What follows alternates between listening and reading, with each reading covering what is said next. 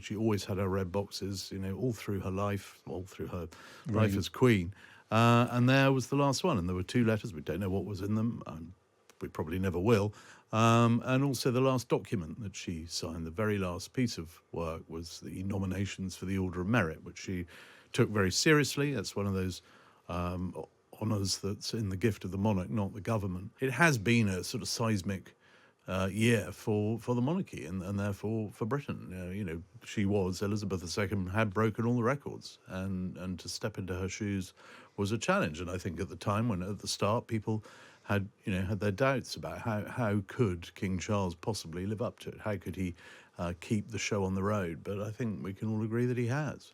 I mean, you're a journalist, but you've become quite close to lots of members of the royal family. I get the feeling, for example, you and Prince Philip saw eye to eye on quite a lot of issues. Certainly watching the documentary you did about him, I imagine there are very few journalists he would have relaxed with. And you've obviously known King Charles as he was Prince of Wales, and indeed Queen Camilla, for many, many years, and interviewed him many times. And obviously, taking it back to when the Queen passed, everybody was wondering, can Charles make that transition from being quite an opinionated, which I personally was very much in favour of, quite an opinionated Prince of Wales, to a constitutional monarch. And he seems to have done it seamlessly. How has that happened? Well, I think because he had not been in the business of briefing or talking publicly or even talking privately about his plans for his reign, he kept it all very much under wraps. As I say in the book, I mean, the Queen's authority was completely undiminished right to the end. She was absolutely in charge. She had the authority of the monarch. No one was talking about a sort of quasi-regency. And that was as much down to Prince Charles as it was down to her, because he wasn't letting it be known what he thought about this or that, or how he was going to do things. But because we weren't being given any access, if you like, to his inner thoughts, people were speculating. They were going, "What sort of king's he going to be?" And you kept hearing this phrase like, "He's going to be a bit of a loose cannon. He's going to be crossing constitutional lines. He's going to have to learn. He's going to have to learn that you can't talk, you can't stray into politics, and all this sort of stuff."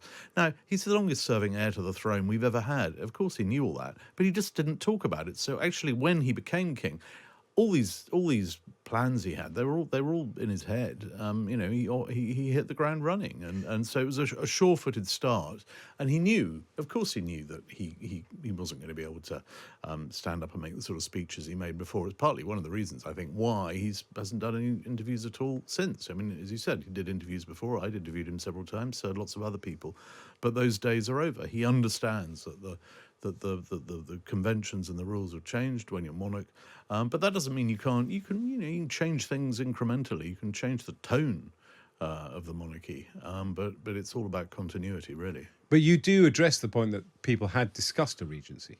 Yeah, of course. I mean, there were endless discussions, and what was interesting, the government were constantly. I've spoken to ministers as well on this, and the government were always asking for, because they like to plan, they like to have sort of contingency plans for everything. They wanted to know, what are the plans for the coronation? What are we going to do? Can we have a meeting?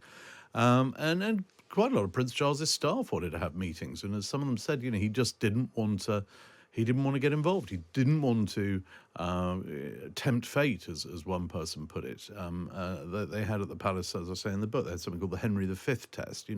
Does it look like he's actually jostling for power? I mean, that's the plot line in The Crown. I don't know if you've seen the latest series of The Crown or the last one. It's all about, constantly you've got Prince Charles badgering prime ministers and his mother saying, "Come on, it's my turn, let me in, I've got it, it's time for a younger man." I mean, completely opposite to what was actually going on, which was he didn't want to engage with it. He knew, when the day comes, I'll be ready, and that's when I'm going to take it on. But until then, I'm not going to tempt fate, and that's why, there was this extraordinary process of you had the Queen very much in charge to the end. But to your point, yes, there were, of course, plans for regency. I mean, there's legislation for regency. There still is. There has to be. I mean, but it just never came to it. Can we talk about the two kind of revelations in the book which I think really cut through? The first was obviously not a controversial one, but very intimate. This idea, this knowledge, effectively, I mean, if I can put it this way, taking us to the bedside of Her late Majesty. The story, the note that was made, the sort of contemporaneous note of how she passed, and then that amazing revelation Well, I think it's just kind of a moment of history that she wrote these two last letters. I mean, if I was Edward Young, now in the House of Lords, the thought of having a letter from Her Majesty, which was probably the second to last thing she ever wrote, is astonishing.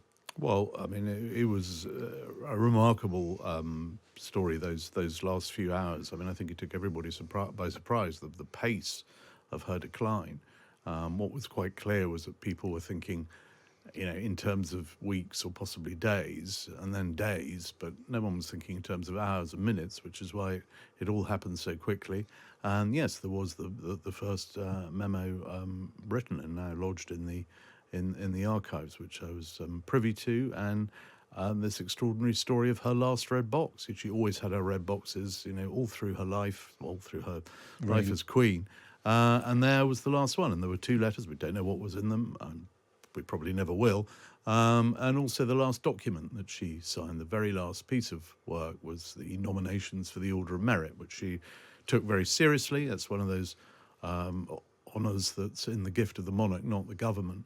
And she had been through the list of nominations and been reading the submissions. Remind us who some of the names were. Some of them were Margaret Macmillan, historian, Baroness Benjamin, Floella Benjamin, Sir Paul Nurse, the geneticist. So, I mean, very eminent people. I mean, it's the Order of Merit is very distinguished by exceptional meritorious service. But the point was that there she was in her last hours. I don't know exactly when she was, precisely what point she was dealing with it. But I mean, there were these documents that she was handling right to the end. So it was duty all the way through. And then the anger at Prince Harry calling his daughter Lilibet, and then saying to the world that the Queen had approved it. This really amazed me, this story. Well, the anger, I mean, the story was actually well told at the time. I mean, it wasn't anger about the name itself. It was anger about the way in which the Queen was being presented as having approved this. And then the BBC reported that actually the Queen had not been asked, whereupon the Sussexes reached for the lawyers, and legal letters suddenly started flying around, and everyone was told to desist. The only problem was that the Sussexes expected the palace to reinforce and endorse their version of events, and there was a deafening silence. And that was not necessarily the version of events as remembered at the palace. But the fury, the anger, wasn't about the name. It was about this expecting the Queen to reinforce a version of events. Oh, I see. It was a recollections may vary kind of occasion. So she may have been relatively neutral about them calling their daughter Lilibet. Who knows the nature of the conversation? I mean, we're going to call the child whatever. You go, well, that's nice, but that doesn't that's not necessarily a ringing endorsement, and it doesn't mean you were asked in advance. When you said that King Charles, as we now know him, obviously is recognised his role as a constitutional monarch who wasn't going to say anything controversial. There was a famous clip. He had Her late Majesty enjoyed 2 days of Liz Truss's premiership before she passed, and King Charles enjoyed the rest of Liz Truss's interesting reign.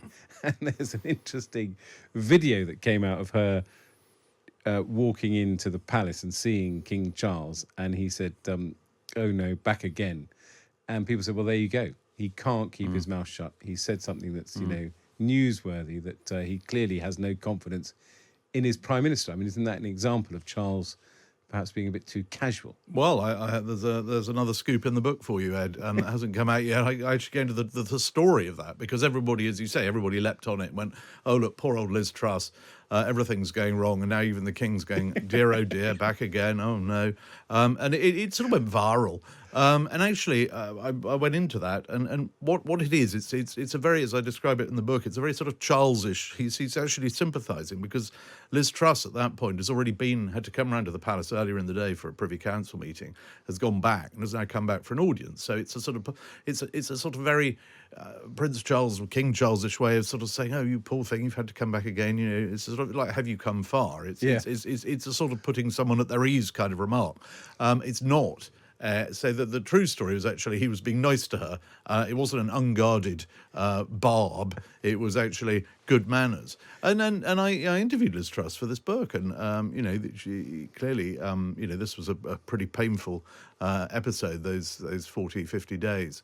But she said that actually the king was very charming. And when the time came to go, she went round to resign and took her husband, and then the king asked to meet her daughters, and so they went in and they had a chat, and she said he was very nice to them, and a sort of postscript, she said that when she then turned up at the cenotaph some weeks later for Remembrance Sunday, where all former prime ministers attend, she said he was very considerate and asked after her daughters, and then somehow remembered that they were good at maths. I mean, so he's a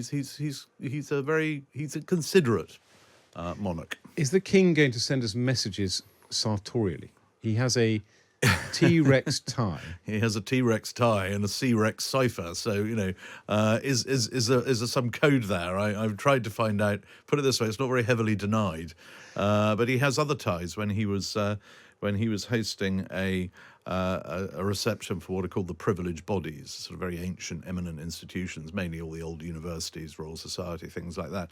I suddenly noticed, I thought, I haven't seen that tie before. So, got looked up close, and it was covered, it had an owl pattern, wise owls. So I think we can read things into it. Although everyone got very excited when he wore a Greek flag tie. Exactly. That's where I'm going. The Elgin Marbles, one of your favourite subjects, Ed. Is he a secret? What did the Greek tie mean? It's fascinating that. I tried to find out, actually. I said, it's a slightly odd one to be wearing a Greek tie, because it was I think it was worn at the South Korean state visit, and then at the COP summit. There was the COP summit was the big moment, because he was going to see the Greek foreign minister. Well, he was doing the big speech at COP, and would he have used an opportunity like that to sort of make veiled points about kind of British cultural sort of bilateral issue? It seemed a sort of funny place. Anyway, all I could establish was that His Majesty's going through a blue phase. So read into that what you will. But yeah, we all saw that. It was quite fun. A bit like that time when the Queen, after Brexit, wore that hat in Parliament covered in gold stars, and everyone said, aha, look, the Queen's sending out a coded message to our European partners. But actually later her dresser just said it was a complete coincidence, but we had a good laugh. Oh, just for the hell of it, because you're on the show, and David Cameron is now the Foreign Secretary. Did you ever find out what the Queen's reaction was to him famously saying she purred down the phone when she heard the result of the Scottish referendum? All I heard was that yes, there was much apologising and of course probably grovelling, but it was. When you think all the things she had been through in her life, and it's the same with the king, we tend to fixate on the present and go, oh my God, look at this crisis, isn't it appalling? But I mean, when you have gone through, in the case of Elizabeth II, you've actually faced up to the fact your entire family could be wiped out at any minute. You've gone through a war. Your parents have been narrowly avoided being killed 3 times by bombs at Buckingham Palace. In the case of Charles III, you think back to that day in the park in Sydney in 1994. One minute he's handing out prizes, the next the guy's running at him with a gun, shooting. I mean, as it turns out, they were blanks, but he wasn't to know that at the time. I think when you live through that as a member of the royal family, you have a sort of you have a different capacity to absorb surprises, challenges, crises. You put things in their context, and whatever's going on now, whatever challenges may be confronting him, and there are plenty. I mean, it's not just the Sussexes. There's the Duke of York. There's issues to do with republicanism in some of the realms. But whatever it is, it's you get on with it because you don't have any choice. These are things beyond your control. Brilliant. Well, Robert Hardman, thank you so much for coming on the show. Your book, King Charles III, The Inside Story, is published today? Yesterday, actually. Yesterday. It's out now, and if you can't find it in one place, it'll be in another. It's in all good bookshops, and we love bookshops. By the way, who's doing the audiobook? Me. I've done it already, actually. So you can, if you really want to, if you're How having many trouble hours? getting to sleep. It took about 4 or 5 days, roughly 100 pages a day. It's a very useful thing to do as an author, actually, because you go through it and you find a few literals. Just the simple act of reading out your manuscript, so you can get those in time for the. You didn't think of giving it to Dominic West?